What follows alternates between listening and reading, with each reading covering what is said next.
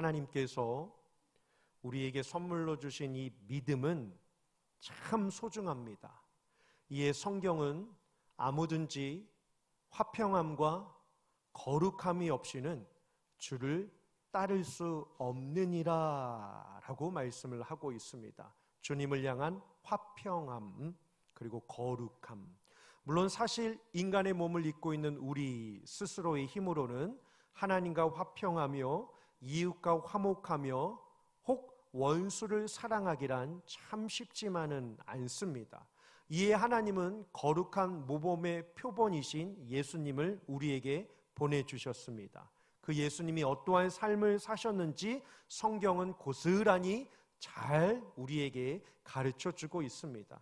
이에 믿음을 선물로 받은 신자의 삶은 누구보다도 하나님의 말씀을 귀히 여겨야 합니다. 그리고 하나님의 뜻을 분별해야 합니다.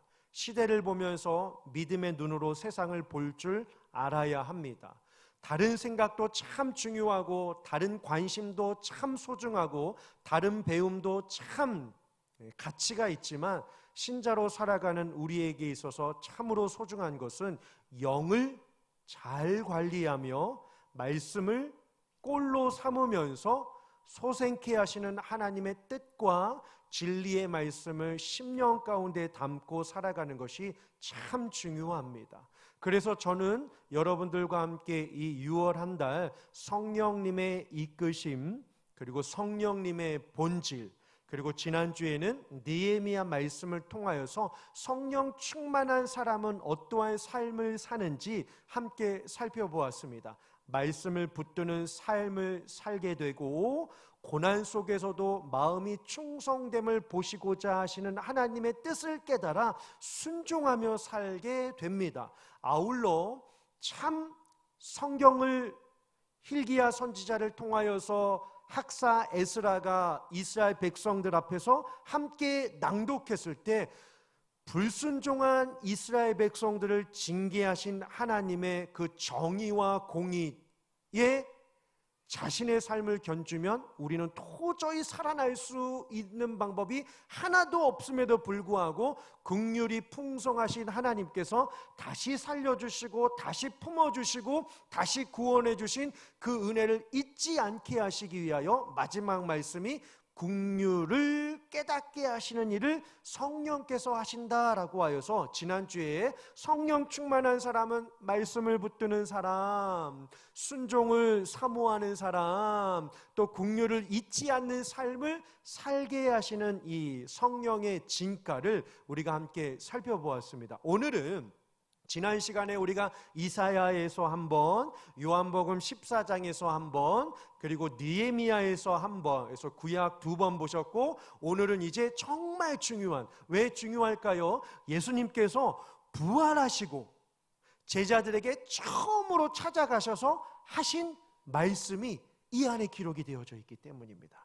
20장 말씀은 정말 물론 다른 모든 장들도 중요하지만 이 20장은 예수님께서 부활하셔서 제자들에게 처음 찾아가셔서 하신 축복과 위로와 부탁의 말씀이 이 안에 담겨져 있기 때문입니다. 이에 저는 오늘 이 아침에 여러분들과 함께 세 가지로 성령 충만한 사람은 어떠한 삶을 또 살게 하시는지 잠시 한번 살펴보고자 합니다. 첫 번째로요. 자, 오늘 본문에요. 화면 계속 띄워놔줘도 괜찮을 것 같습니다. 오늘 본문에요. 자, 19절 한번 보시면 이날 곧 안식 후 첫날 저녁입니다. 안식일은 토요일입니다. 그리고 안식 후 첫날 저녁이다라고 하는 것은 다음 날인 주일날 저녁이었습니다. 제자들이 모였어요. 모인 이유가 무엇일까요? 20장 1절을 보시면 안식 후 첫날 주일날 새벽에 이 광경을 제자들이 목도해서 깜짝 놀랐기 때문입니다. 자, 저를 보세요. 저를. 네. 어떠한 일이 있었나요? 주일 아침에 예수님께서 부활하셨습니다. 물론 예수님은 그 전에도 제자들과 무리들에게 순환을 예고하셨습니다. 고난을 예고하셨죠. 십자가를 지실 것을 예표하셨습니다. 하지만 3일 만에 부활할 것을 말씀하셨습니다. 예수님께서 십자가에 달려 돌아가시고 나신 뒤에 시체를 가져다가 그 시절에 이 부자 청년인 아리마대 요셉이 예수님의 시신을 가져다가 안치를 하게 됩니다. 큰 돌로 무덤을 가릴 수 있는 그 돌로 예수님의 무덤을 만들어 놓게 되죠. 그리고 나서 3일이 지난 이 주일날 새벽에 가장 먼저 마리아가 예수님의 무덤이 괜찮은지 궁금해서 보러 가게 됩니다. 그런데 이게 웬일입니까? 깜짝 놀라죠. 이유는 뭘까요? 장정 4명이 밀어도 밀리지 않는 큰 무덤의 이 문이었습니다. 성지순례 가보시면 지금도 그 흔적이 있어요. 큰 돌을 담을 수 있는 그 구멍이 거대한데 쉽게 밀리지 않는 그러한 큰 문이 열려져 있는 겁니다. 이것만 보더라도 마리아가 놀랐죠. 그런데 또 한 가지 놀란 것은 그 무덤 안을 자세히 살펴보니까 20장에 이러한 에피소드가 잘 기록이 되어져 있는데요. 예수님의 시신을 쌌던 세마포가 한켠에 잘 개져 있는 겁니다. 또 한 가지는 예수님 머리맡에 있었던 손수건이 있던 자리에 있지 않고 세마포 옆에 잘 개져 있는 그 모습을 보고서 마리아가 깜짝 놀라서 예수님이 부활하셨다라고 하면서 기쁨을 가지고 두려움 반 기쁨 반 제자들에게 찾아가게 되죠. 그러면서 본 광경을 제자들에게 이야기를 하자 제자들 가운데 2사람이 예수님의 무덤으로 달려가게 됩니다. 20장을 보니까 한 사람은 베드로예요. 또 한 사람은 예수께서 사랑하시는 그 제자라고 이야기를 합니다. 둘이 신나게 달려가게 되죠. 누가 먼저 도착을 했는가 보았더니 아마도 베드로가 배가 조금 나와서인지라 달리기는 느렸나 봅니다. 예수께서 사랑하시는 제자가 먼저 도착을 해서 그 광경을 보니 깜짝 놀라게 되는 거죠. 무슨 일이지? 무슨 일이지? 만감이 교차했겠죠. 물론 20장을 보시면 애석하게도 괄호가 쳐져 있어요. 예수님께서 부활하실 것을 말씀하셨지만 그들은 미처 깨닫지 못하였더라라고 말씀이 기록이 되어져 있습니다. 사실 여러분 이 광경은요 너무나도 놀라운 광경 아닙니까? 은혜가 일어난 현장입니다. 기적이 일어난 현장입니다. 역사와 능력을 통하여 죽음을 깨트리시고 사망 권세를 이기신 예수님께서 부활하신 생생한 장면입니다. 이 얼마나 놀라운 귀한 장면입니까? 그러면 이 모습을 보고 나서 뭘 해야 되죠? 세상에 나가서 여러분 예수님이 부활하셨습니다. 예수님이 진짜 살아나셨습니다. 무덤은 빈 무덤이 되었습니다. 예고하신 대로 예표하신 대로 아무도 있지 않고 살아계신 예수님께서 부활하셨습니다 라고 이야기를 하면서 돌아다녀야 하는데 이게 웬일입니까? 20장 10절을 보시면 제자들이요 어디로 가죠? 집으로 갑니다. 집으로 가요. 왜 그랬을까? 이 기쁜 소식을 전해야 하는데 왜 그랬을까? 힌트가요 19절 오늘 본문 말씀을 보시면 제자들이 그 주일날 저녁에 다 모였습니다. 모여서 뭘 하고 있죠? 그들의 마음 상태를 오늘 성경 요한 사도는 뭐라고 표현을 하고 있냐면 두려워하였다라고 이야기를 하고 있습니다. 아니 놀라운 일인데요, 은혜로운 일인데요, 생명의 역사를 뚫고 나오셔서 부활하신 예수님의 그 광경을 보았음에도 불구하고 제자들은 오히려 더 두려워하여서 또 뭐하고 있죠? 19절을 보시면 문을 굳게 닫은지라 라고 이야기를 하고 있습니다. 이에 예수님께서 그들에게 찾아오셔서 어디에 쓰시죠? 가운데, 가장 가운데에 쓰셔서 제자들에게 이러한 말씀을 하십니다. 베드로, 너 어떻게 나를 배신할 수 있니? 요한, 죽기까지 나를 따라온다며. 마태, 내가 너를 위하여 수고해 준 게 얼마나 큰데 어떻게 나를 배신하고 도망갈 수 있니? 라고 하시면서 다양한 상황을 가지고서 예수님께서 꾸짖고 책망하실 수도 있음에도 불구하고 예수님께서 뭐라고 하시죠? 너희에게 평강이 있을지어다 라고 말씀을 하십니다. 그래서 성령 충만한 사람은요 이 기쁨을 가지고 살아갑니다. 첫 번째 화면이요, 함께 읽어보실까요? 시작. 평강 주신 주님을 바라보게 합니다. 얼마나 마음이 기뻤을까요? 왜요? 제자들이 다 모였어요. 문을 굳게 닫았단 말이죠. 그런데 예수님께서 들어오셨습니다. 가운데 서셔서요, 한 사람 너 이렇게 하실 줄 알았는데 인자하신 모습으로 평강이 있을지어다. 괜찮다. 내가 이해한다. 내가 다 용서하노라. 내가 너희를 사랑하노라 라고 하는 그 예수님의 그 음성, 오늘 우리에게도 마찬가지죠. 우리는 죄와 허물로 죽었던 자들입니다. 예수님이 건져주시지 않으셨더라면 우리는 우리의 힘으로 구원을 얻을 수 없는 죄인이었습니다. 그런데 이게 웬일입니까?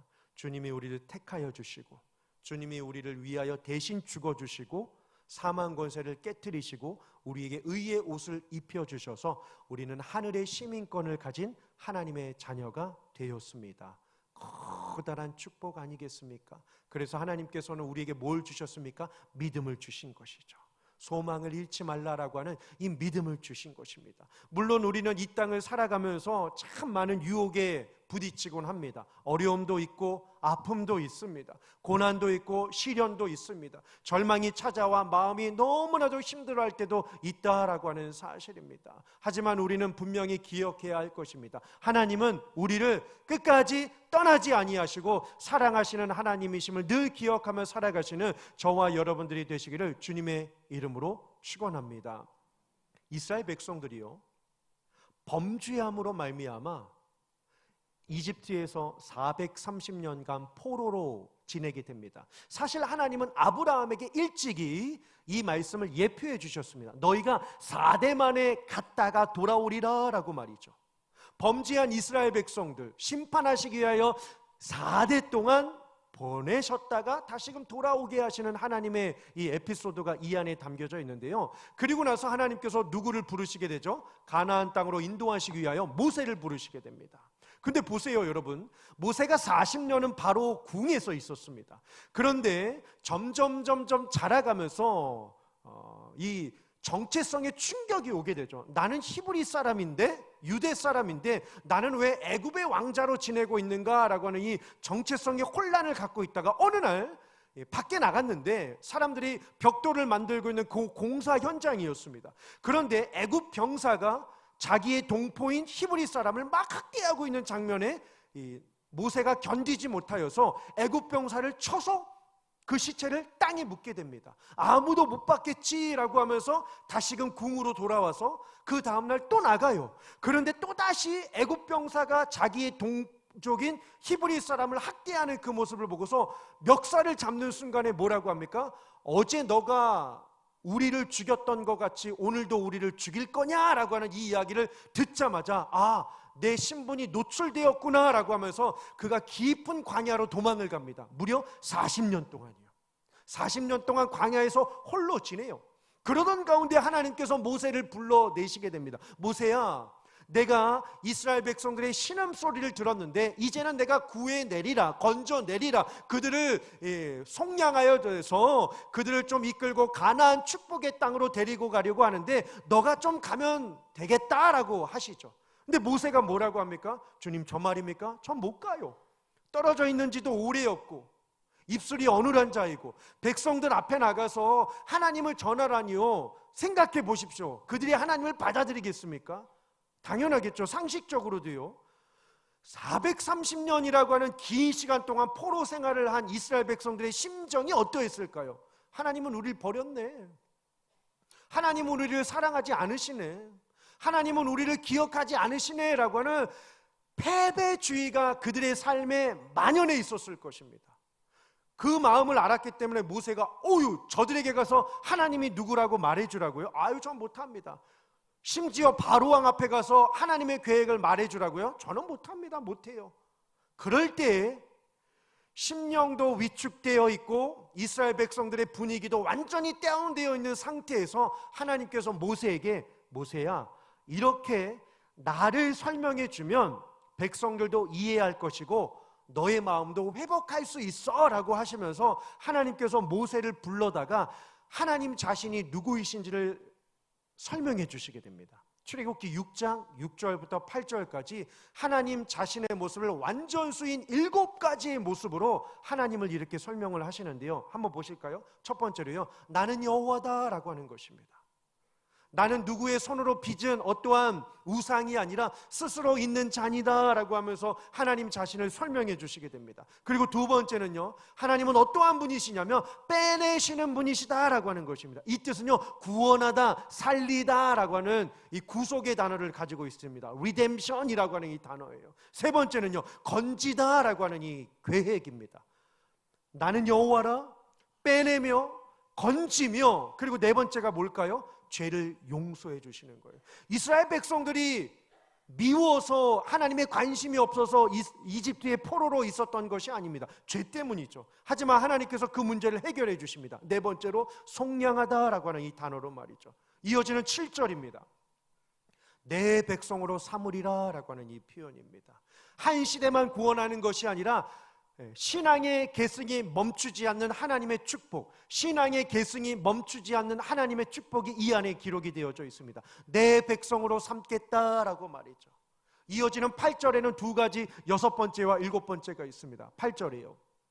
인도하고 기업을 삼게 하리라 라고 하시면서 나는 여호와라 라고 하는 이 말씀으로 하나님께서 모세의 마음을 회복시켜 주시고 이 메시지를 가지고 이스라엘 백성들이 듣고 다시금 맞아, 우리의 죄 때문이었지. 하나님께서 우리를 빼내고 건져주시고 속량하여 주시고 인도하여 주시고 기업이 되게 하시고 자녀가 되게 하신다라고 하는 이 메시지를 듣고서 힘을 얻게 됩니다. 물론 모세가 걸어가는 길은 쉽지 않았습니다. 아말렉이라고 하는 복병도 있었고 르비딤이라고 하는 전투도 있었습니다. 홍해를 건너야만 했습니다. 찾아오는 애굽의 병사가 만만치는 않았습니다. 외부적인 요소들도 있었지만 내부적으로 매번 이스라엘 백성들은 원망하고 불평하고 다투고 조롱하고 심지어 하나님을 향하여 손가락질하면서 이게 뭐냐라고 하면서 불평불만하였던 이스라엘 백성들이었습니다. 하지만 하나님께서 모세를 사용하시면서 모세가 흔들릴 수밖에 없는 상황이었는데,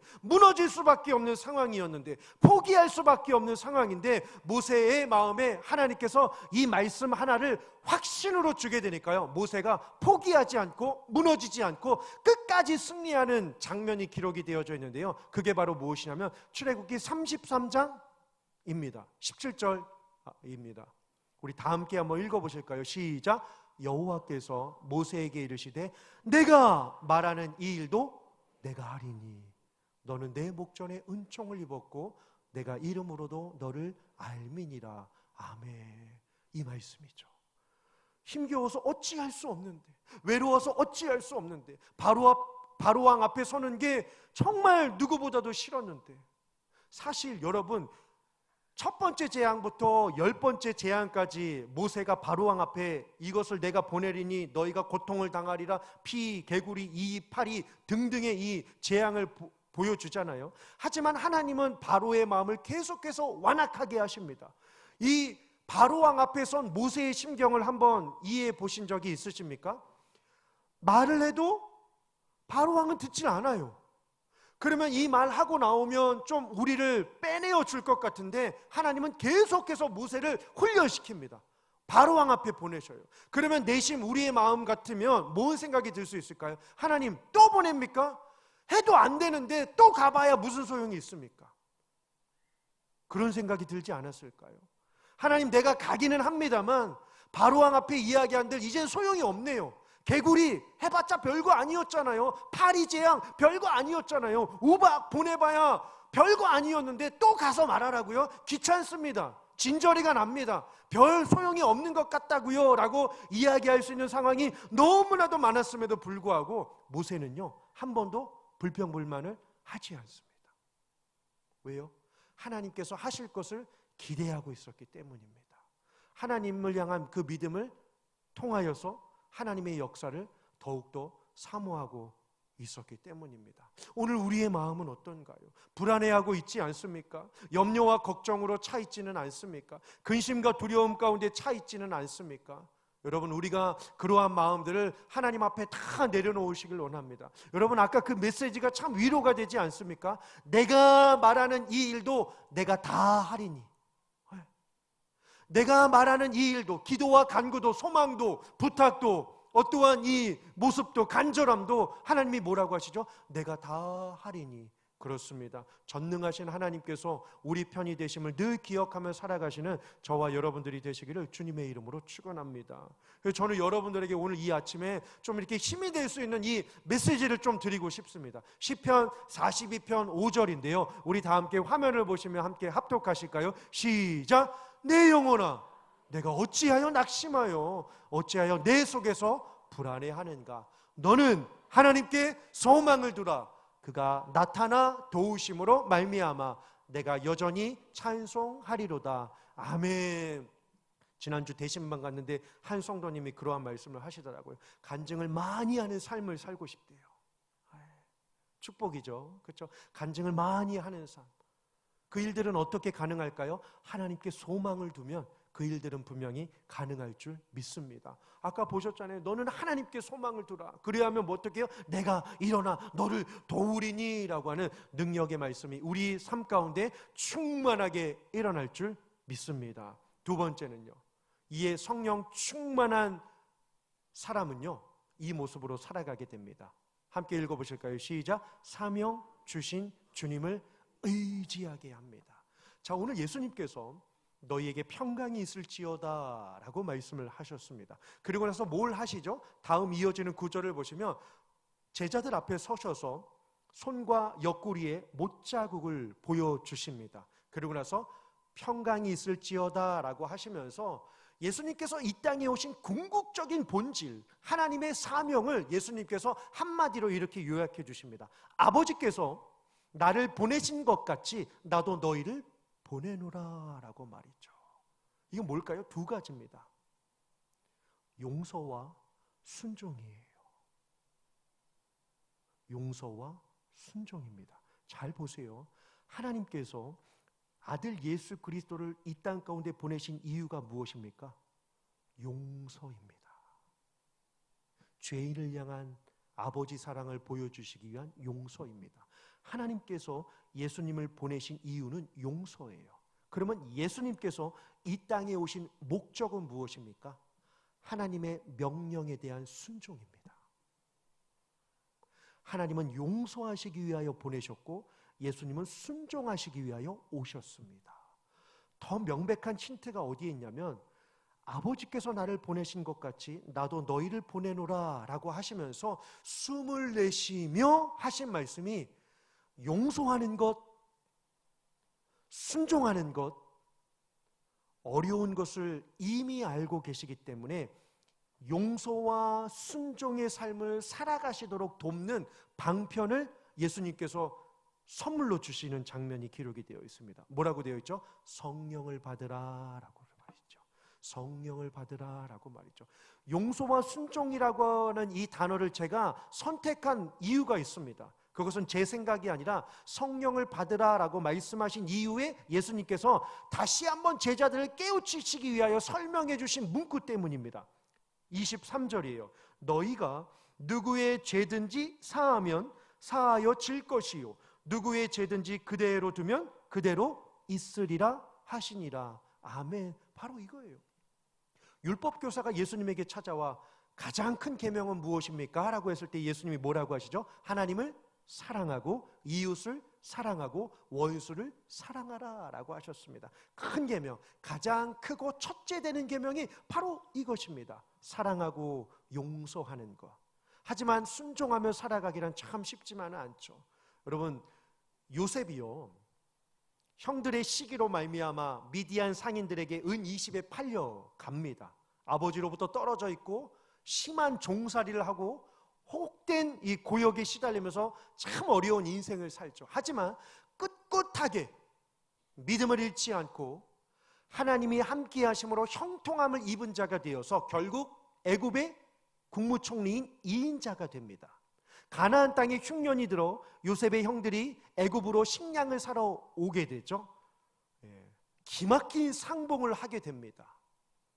요셉 앞에 형들이 무릎을 꿇고 식량을 달라고 구걸하던 그 장면, 여러분 같으시면 요셉이라면 어떻게 하시겠습니까? 루벤, 고개를 들라. 유다, 엎드려 뻗쳐. 뭐 다양하게 뭐 이렇게 할 수 있겠지만요, 그렇죠? 근데 요셉이요 어떻게 하냐면요, 창세기 45장 5절입니다. 근심하지 마소서, 한탄하지 마소서, 염려하지 마소서. 하나님이 생명을 대신하려고 나를 여러분 대신 먼저 이곳에 뭐라고 하죠? 보내셨나이다 라고 합니다. 보내심이에요. 아버지께서 나를 보내신 것 같이 나도 너희를 세상에 보내느라. 요셉의 고백이 이 고백이죠. 바로 나를 팔았다고 한탄하지 마소서, 근심하지 마소서. 하나님이 생명을 살리게 하시려고 나를 먼저, 여러분보다 먼저 보내셨나이다 라고 합니다. 기가 막힌 이야기는요, 이후에 아버지 야곱이 세상을 떠납니다. 형들이 얼마나 걱정이 됐을까요? 아버지가 계실 때는 우리를 지켜줬겠지만 이제 아버지가 없으니 우리는 죽은 목숨이구나 라고 하자 요셉이 형들이 있는 곳에 직접 찾아가서 이러한 이야기를 합니다. 50장 19절 20절 21절입니다. 두려워하지 마소서, 심판은 하나님이 하시는 거니까 내가 하나님을 대신하리이까? 아니요. 20절이요. 당신들은 나를 헤아려 하였으나 하나님은 그것을 뭐로요? 선으로 바꾸셨대요. 어떻게 살아야 이렇게 용서의 미덕을 고백하면서 살 수 있을까요? 더욱이요, 많은 백성의 영혼을 구원하기 위하여 생명을 구원하게 하시려고 나를 보냈습니다. 21절 말씀은요 더 기가 막힙니다. 뭐라고 약속을 하죠? 형들의 자녀들까지 내가 기르리이다 라고 간곡한 말로 위로하였던 장면을 우리는 성경에서 찾아볼 수 있습니다. 용서 그리고 순종, 참 쉽지만은 않습니다. 왜 이게 어려울까 고민을 하다가 문득 이러한 생각이 들었습니다. 주님은 분명 용서를 위하여 이 땅에 오셨고 우리는 분명히 용서가 중요한 것을 알고 있습니다. 하지만 이 세상을 보면 믿는 우리 안에서도, 심지어 작은 가정 안에서도 용서와 또 말씀에 대한 순종을 지켜나가기가 참 쉽지만은 않습니다. 왜 그럴까? 무엇이 문제일까? 말씀을 찾다가 요한복음 5장 44절에 예수님이 일침을 가하시는 장면이 나옵니다. 한번 읽어보실까요? 시작. 너희가 서로 영광을 취하고 유일하신 하나님께로부터 오는 영광은 구하지 아니하니 어찌 나를 뭐라고요? 믿을 수 있겠느냐? 자기 중심성에 있으니 하나님의 영광이 보이질 않는다고 합니다. 하나님의 영광을 찾지 않는다고 합니다. 그러니 우리에게 있어서 커다란 이 선물인 믿음이 자라가야 하고 열매를 맺어야 하고 성숙해져야 하는데 믿음이 점점 약해진다라고 이야기를 하고 있습니다. 그래서 세 번째로요, 성령 충만한 사람은요, 다음 화면입니다. 생명 주신 주님을 어떻게 해요? 믿게 합니다. 생명 주신 주님을요. 여러분, 오늘 본문에요, 너희에게 평강이 있을지어다 예수님께서 2번 말씀하시고 난 뒤에 너무 마음이 아파하십니다. 본문에는 기록이 안 되어 있어요. 너에게 평강이 있을지어다 라고 이야기하고 나오시는데 마음 한켠이 너무나도 시린 거죠. 왜요? 19절에요, 제자들이 주일날 저녁에 예수님의 부활을 목격하고 함께 모였습니다. 요한복음에는 직접적으로 설명하고 있지는 않지만 마태복음 28장 17절을 보시면 제자들이 이때 모여서 주일날 저녁에 뭘 하고 있었냐면 경배하였다라고 이야기를 하고 있습니다. 예수님의 부활을 송축하며 경배하고 있었다라고 합니다. 물론 마음은 두렵지만, 왜요? 이제 유대인들이 예수님을 십자가에 죽였으니까 다음 차례는 우리 제자들이겠구나, 우리를 불에 던지겠구나, 맹수의 밥이 되게 하겠구나, 십자가에 달려 죽게 하겠구나라고 하는 두려움 때문에 문을 닫고 있기는 하였지만, 그럼에도 불구하고 예수님이 당부하신 나를 기념하라. 그래서 마가복음 16장 후반부를 보시면 제자들이 서로 주일날 저녁에 떡을 떼고 있었다라고 이야기를 합니다. 그런데 이게 웬일입니까? 제자들이 있는 그 공간에 쭉 둘러보았는데 한 사람이 없는 거예요. 믿음 없는 한 사람, 예수님의 말씀을 소중하게 여기지 않은 한 사람, 세상의 방법에 자신의 가치관을 결탁시키면서 하늘의 방법이 아니라 믿음의 생활이 아니라 세상의 방법으로 자기의 주관이 뚜렷하여서 그 자리에 나아가지 않고 세상의 방법으로 살았던 한 사람이 너무나도 예수님이 보고 싶어서 그 사람에게 찾아가셔요. 누구죠? 24절에요. 도마예요. 도마. 평강이 있을지어다 라고 문을 닫고 나오시는데 한 사람이 없더라는 겁니다. 도마예요. 도마.